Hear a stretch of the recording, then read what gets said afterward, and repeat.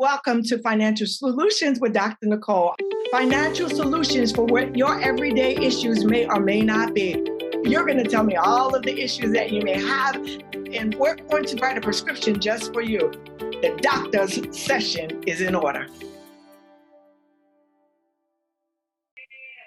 Grace and peace. Welcome to Financial Solutions with Dr. Nicole. Today, I am so excited about the two young ladies that I have with me here on our show. They are amazing individuals that have been the reflection of perseverance, overcoming adversity, and still being fabulous, fierce, and wonderful. Today, we're going to focus on how to repair your financial solutions or your financial positioning when you have suffered a period of incarceration. I'm going to start with a young lady by the name of Deborah Phillips Brown. She has served at Edna Mahan Correctional Facilities, and I met her behind the four walls where we know in the state of New Jersey, it's called Clinton. Deborah is an amazing individual, and I want to say thank you so much, Deborah. Welcome to Financial Solutions. Hi, everyone. My name is Deborah Phillips Brown. Oh, she was going to stop there. So I started the show off by sharing that you suffered a period of incarceration. And one of the things that I found devastatingly fascinating is the fact that you are the epitome of the judicial system not being fair to you. So as much as you are free and willing to share your background, I would love the audience to get a picture of who it is that you are and why you serve time behind bars. Okay, a little backdrop of my testimony. Yes. Before I got incarcerated. Yes. Okay. My name is Deborah Phillips Brown, and I'm a licensed beautician. I do hair in Philadelphia, PA. I've been a licensed hairdresser for like 30 years. I have 4 children, and I have 8 grandchildren. But before my incarceration, doing hair was my passion. It was my drive. And that's everything I had wanted to be, until one day incident occurred with me and 3 other young ladies. I was in a severe car accident that caused me to go in prison for 21 and a half years, serving 17 and a half years. My life was normal. Every day, mother working and taking the kids out, to do their activities or whatnot, just a fun-loving life until this tragedy had occurred. Once this tragedy occurred, my life turned for the worse. Never thought in a million years that I would be in somebody's prison serving that much time. Right. And one thing that I know is that your case was so unfair. I did some of my doctoral studies versus that, because prior to that, just being an active, loving mother, working every day, having your own business beforehand, you never saw yourself in this position overall. What was your life like financially pre-incarceration? Okay, well, financially, I was making a significant amount of money. I had a great clientele. My clientele, I would say at least about 80 to almost close to 100%. I was making at least a week close to $2,000 or more a week. And it went. Go ahead. I'm sorry. I didn't mean to cut you off. And that's a week. So I was grossing in at least about close to maybe $8,000 a month before I was incarcerated. Yes. And so here's the thing. You held on to your license. You were able to not only continue to cultivate your craft while you were behind the 4 walls, but when you came home, you hit the ground running, financially speaking. And so what was that like when you first came home and you're like, oh my goodness, life has changed drastically, I'm sure. So take us on a journey of where you experienced life after you came out of prison. Okay, well, I just want to go back just a little bit to when I was in the assessment place and when the first tragedy struck, because I already had a whole high sense of hope of what my plans were going to be when I came home. But once I lost my mother, it seemed like everything started, getting blurred, because I'm like, I don't have no sense of direction. What's going to happen? I've been waiting all these years. My hopes were high. And then they started lowering because I felt like it was no use. It was useless. But then, thanks to Dr. Nicole Simpson, as my grieving counselor that walked me through the procedure, while I was grieving, I continued on to pursue far as getting my degree in liberal arts associate. I completed that semester. I graduated. Then I kept going on. I said, I got to keep going on because my mother would want me to keep going on. So as I continued to persevere, I came home. I said, I know what I got to do because I have no help out here but myself. So what I did was I just kept praying and asking God to direct me, to give me the guidance to do what I need to do to be financially stable. And from there, once I hit the ground, once I came out the halfway house, it has been nothing but blessings after blessings after blessings. And I mean, money that I didn't never know that was coming from here. Money was coming from here. And I never asked anyone, nobody for support of giving me financial help to get me by. I did it all by myself and by the thanks to God. Thank you for helping me. Right. And I just took the money and I did what I needed to do. And I said, I went searching out for apartments. And I'm like, nobody will give me an apartment because of my background. But I kept praying. I said, Lord, you know that I need this place because I have nothing. Next thing I turned around 3 months later, I went to see this landlord and he blessed me with an apartment. He said, I'm going to give you another chance. And from there, the beacon of light just lit up the whole room and was like, from here is just on go. Then the next thing I know, I got the apartment, had no furniture, nothing. And God blessed me with more money. I took it and we furnished the apartment. Now, I want to pause for a moment because one thing that we have identified is that you are a beautician. And so you began to pick up clientele as soon as you came home, where you began to have some level of revenue. And you are a participant in what we call a cash business. You had a greater level of flexibility overall. So let's talk about the fact that you began to work with someone who gave you a second chance. Like the gentleman gave you an opportunity with the apartment, but you also got a chance to work in another shop, and then you began to build your own clientele. Let's talk about that for a moment. How did you begin to cultivate new client relationships? Okay, so while I was in the in Garrett's house, in the halfway house, I was working one particular job. So, and I, worked there for about 5 months, but I'm like, I want to go to my craft. I need to be where my craft is at so I can articulate the new things that has been becoming since I've been away because, times evolves, new things are coming out and, a lot of the hairdos and different things they weren't doing before I got incarcerated. So I went to my counselor and I asked her, I said, well, can I work in the shop? She's like, oh no, I'm not allowed to do that. But I don't know, out of nowhere, she called me downstairs one day and said, Miss Phillips, I got a place where you can work at.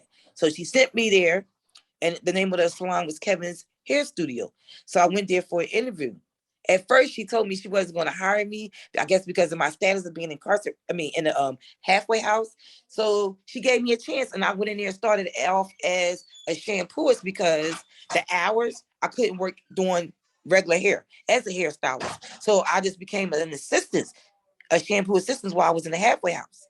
But once I came out of the halfway house, she hired me as a full-time hairstylist.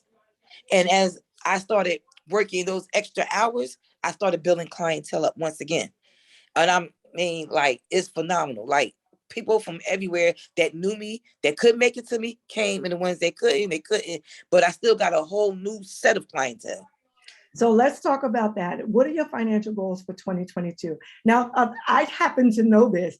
You've been blessed not only with one vehicle, but then you got an upgrade to a 2022 secondary vehicle. So what are some of your other financial goals? You have your own apartment now or your own house now, you have your own business, and you have a new vehicle. What would financial success look like for you in 2022?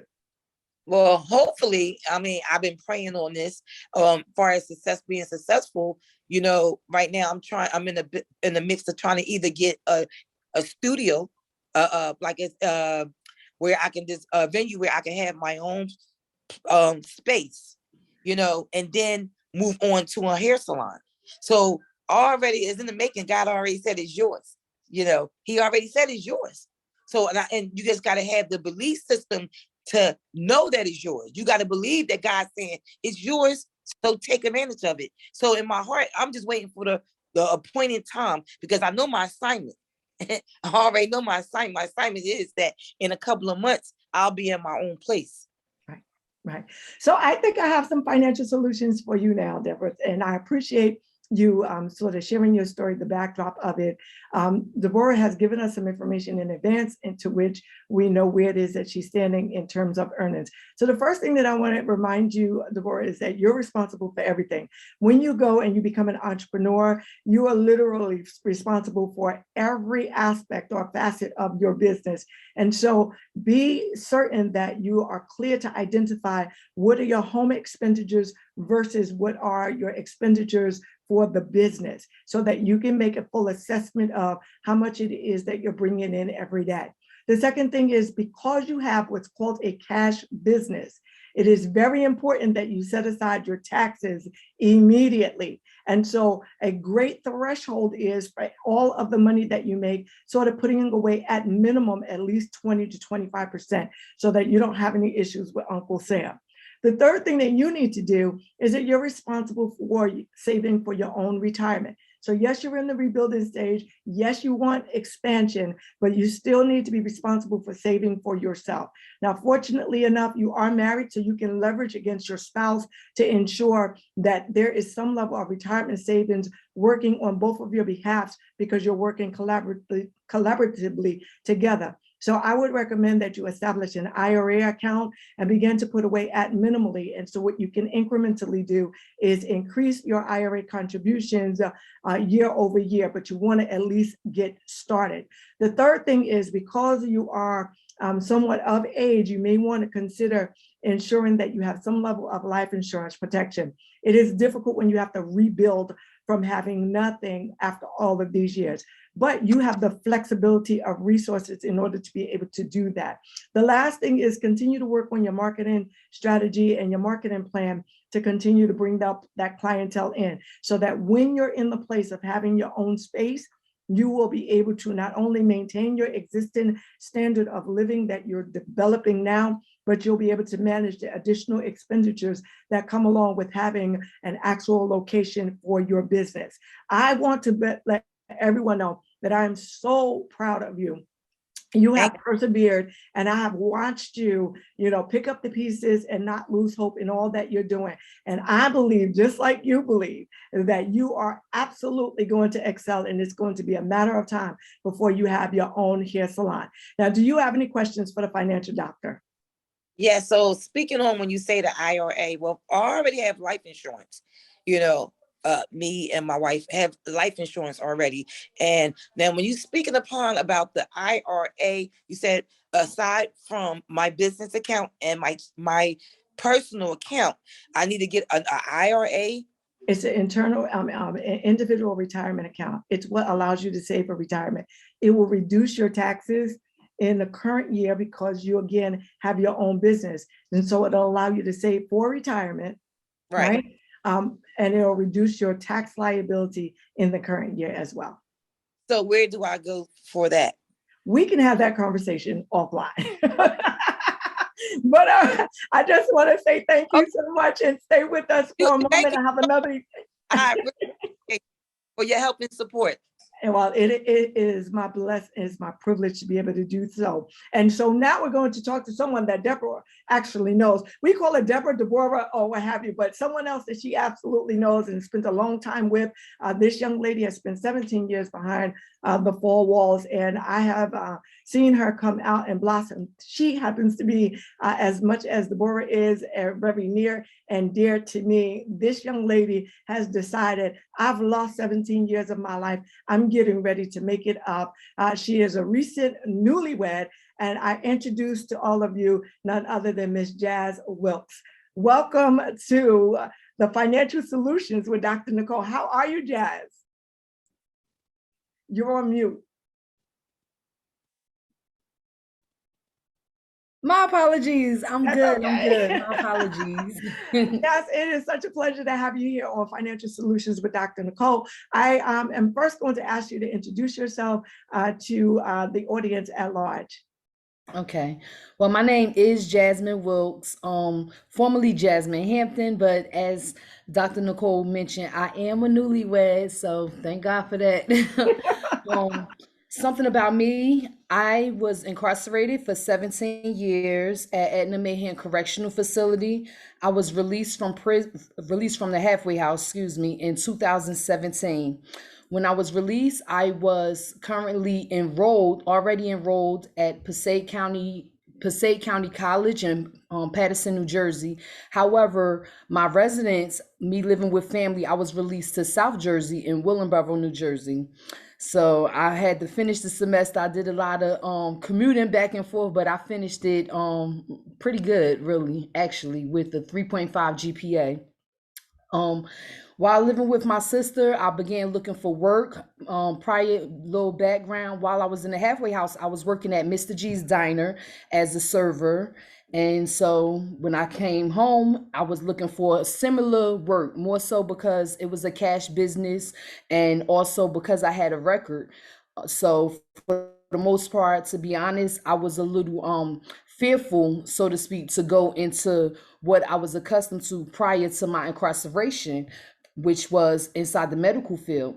So with that being said, I was able to find employment working at Applebee's, and Dr. Nicole often jokes about me having Applebee's faith, so to speak. Let's go into While I that was for a working moment. at Yeah, I want to okay. pause here for a moment because when I talk about Applebee's faith, this young lady, I have watched her blossom. I have watched her, not only get a car and an apartment and work at Applebee's. And so you are, really the poster child for someone that can make serving work Amen. best for you because you understood that this was your means to a financial stability and you worked it along with prayer. Amen. Listen, I've seen some Amen. stories. So go ahead. You were going to say.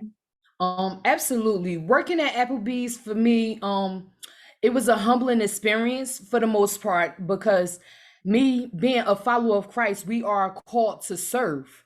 And here I was literally, I'm professing Christ, but I'm literally a server, working in that industry. I started each shift off in prayer. Because me even landing that position, as humbling as it was only by the grace of God. I came home in March 2017 and I was living with my sister, but I was living on my savings from when I was in the halfway house.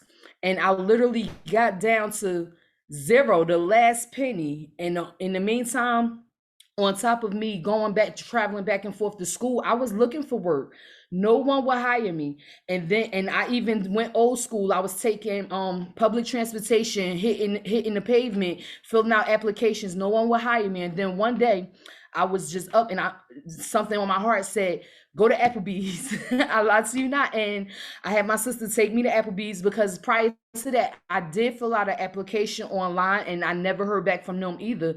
So I don't know why out of all the places I filled out for, why it was placed on my heart for me to go there, but I did. And I told them that I filled out an application online and I was waiting for someone to call me for an interview. And they were, to be honest, no disrespect, but they were so discombobulated. They thought that they called me for an interview and they were wrong. So they were very apologetic and they said, we're sorry, sat down, had the interview, I was hired. But again, starting my each shift off in prayer because I'm dealing with the public and I don't get a paycheck. What I take home, that's what I bank. And out of my tips, I also had to pay the house. I had to pay I had to pay the host and give Applebee's their percentage, so on and so forth. But again, like Dr. Nicole mentioned, I started Applebee's in August. I saved every penny. I said, you know what? I have to sacrifice. Yes, I like new things, like nice things. Yes, I wanted to. I was just came home. Everybody was inviting me all these different places, but I had to learn how to tell people no, I can't do it because I live in a remote location. For one, everybody I know was in North Jersey. I can't keep taking trains and spending money and trying to get cute to go to these events, and while I'm broke sleeping on my sister's couch. Let's pause So right there for a moment, because one of the things that you're identifying is financial education. And I think that that's important. Oftentimes, when we're not in a position where our finances are where we desire it to be educated helps us to make more informed decisions with the limited resources that we do have. And so I do know that you, at the same time, began to go to school and you had different desires because COVID was a blessing to you. And so absolutely. in the midst of COVID, you're one of the individuals that it was less expensive to stay home, but you made an investment in you. I want to talk about that for a moment because I think people need to understand that it may take a while for one to recover financially or to get on the right track, but you have got to be intentional about the things and the things you do and the decisions you make. So what happened to you during the season of COVID? During the season of COVID, first off, I had just had my baby. I had just had my baby, and I'm a new mom. That's my only child. He's my rainbow baby. And I was already hesitant about leaving him so soon after my maternity leave was up. But I did. I went back to Applebee's and I wasn't happy. But prior to me returning back to work while I was pregnant, my prayer to God was put it on my heart, show me which way to go, because now I'm going to be a mom. I have somebody else to be responsible for, and I did not want to predicate me taking care of my child, helping take care of my child based upon if somebody's having a good day or not. I needed to have a guaranteed paycheck, and God put phlebotomy on my heart. And I consider myself pretty smart, but I had to look it up and do some research and so on and so forth. And so I found the school, and I went back to Applebee's, but the school was paying out of pocket. So I said, okay, well, when I'm able to, I am gonna pay my way through school. So when the pandemic happened, I was one of the people who were furloughed from my job at home, and then the unemployment happened. So I was one of those people. I'm guilty of receiving the $600 There's no guilt extra. in that. We were in a pandemic. It was a blessing Listen, for it you to was. receive that. It was definitely a blessing. So I enrolled in school, and the school did not allow the pandemic to stop them. We had classes. Classes were online, so I was able to stay home and take care of my son while going to school online 5 days a week. And once the lockdown lifted, then only thing I had to complete was my clinicals and take the state board test, which I studied my behind off with, and I passed with flying colors. So At that point, go ahead. Let me advance the conversation for a moment, because now you're getting into stability of income. You have provided us with some of your information that they don't need to know. But in addition to having W-2 earned income, working in the healthcare sector, you are also creating additional revenue by being a motivational speaker at colleges and universities. And then you're also earning a level of income because there has been this desire to establish your own business, and it really has taken off. And so now you're looking at your financial picture being 3 revenue streams when you couldn't even imagine that 10, 15 years ago. So where would you like to be financially? If you're looking at where it is that you are now, where would you like to be at the end of 2022? At the end of 2022, I would like to, of course, have more savings. I would like to have my business savings account at a place where, as though I am able to hire employees as needed without it damaging my business and taking away from me. I would also like to be in a place where my personal savings is there for the most part, because although I have been blessed to be in healthcare as a phlebotomist, I still have bills. There's a saying, more money, more problems, so to speak. And you can look at it like a cliche, but God has blessed me, but I do have a lot of financial responsibilities that I cannot neglect. So with me working my 9 to 5, so to speak, I have not found myself to be able to be in a position to save as much money as I would like to, because every time I have a little savings, it starts raining. it start raining, whether it's car trouble, whether whatever it is, and just like that, there it goes. So that's something that I would like to be more financially responsible with, whereas though I can afford to put forward towards the rainy days without it taking away from my actual savings. Another one of my financial goals is to be able to establish a consistent savings account for my son, as well as contribute towards his college fund, because I look at where the economy is today, as well as where it will be years from now when he's able to go to school. And I would like to contribute more towards his college fund, whereas we don't have to worry about that. Awesome. So I think I have a financial prescription for you that I think will be very helpful to you. I want to start off by saying, as I said with Deborah, I want to say congratulations to you because you really did hit the ground running. We didn't even get a chance to talk about the fact that you're, a published author and you have a new book coming out, all the other great stuff that has been in your favor. But you did it through hard work and perseverance. But I want to commend you to continue to do certain things. The first thing that you have done that many people don't make the investment into doing is educating yourself. You educated yourself financially speaking, and I want you to continue to learn about the power of savings and investments. I know you have great teachers. I happen to know where you fellowship at, so they do great work over there. But it's very important because once you have the mindset of money, then how you allocate it, which has been reflective in your life, you allocate it accordingly. I also want you to cut yourself some slack. I happen to know you personally, and it is a struggle, but you're struggling in life, paying bills for the amazing house and the beautiful car and the wonderful kid and the amazing husband that you have. Now, when the both of you come together and you've been affected by the cares of life, but now you and your husband are both in a position where earned income is coming, COVID-19 is behind you. And so when you sit down, create a budget. When you sit down and create the budget, you want a personal budget and you want a budget for your business. Now, you don't want a budget just for one business. You want a budget because you have two separate business entities. So you want to know what the cost factors are associated with each of them. You want to make sure that on both of your jobs, you're able to begin saving in your retirement plan. So your 401ks that may be available to the both of you. And this is your entrance way into savings. And people don't oftentimes utilize what is available to them through their employers, but be okay with investing in that particular area. Once you begin to save and invest in your retirement plans, you'll see that your tax liability is minimized.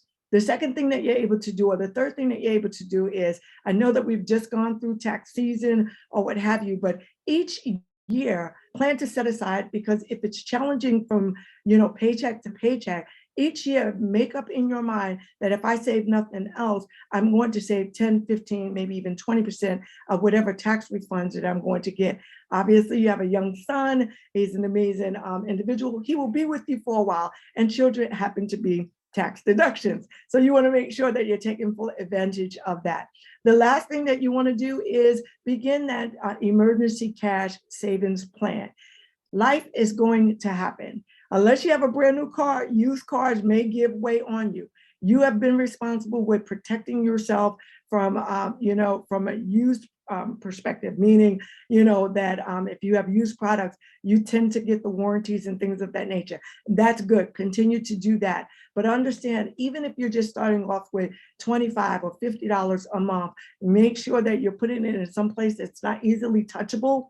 And there is where you'll begin to have your savings, and that will accumulate over time. Most people try to do things overnight and they find it to be challenging. Another way that you're able to do this, where it's different because it's an unstable business that you're in. Whenever you do get a speaking engagement, just make up in your mind, because you're very disciplined, this is the money that's going to be earmarked for my savings.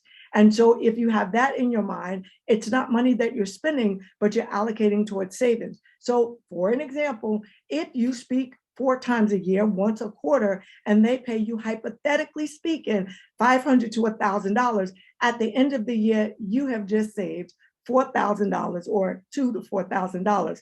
So instead of thinking, what do I take out from my paycheck week to week, which I'm relying upon?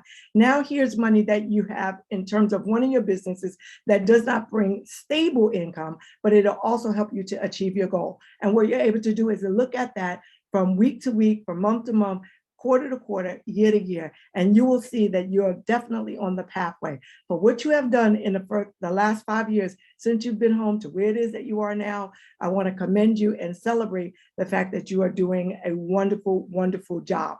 I got to tell you guys, it has been, now, do you have any questions for me? I have one. Now that I'm married, do you think that it's more profitable for the both of us to file jointly or separate? Absolutely. Joint filing married with rights of survivorship, it should always be, because I'm saying that as a preacher. But married filing jointly is also, from a tax perspective, most advantageous for you. Okay. Listen, thank you so very much for being here. I got to tell you guys, these two young ladies have been so invaluable in my life. I thank God for each one of them.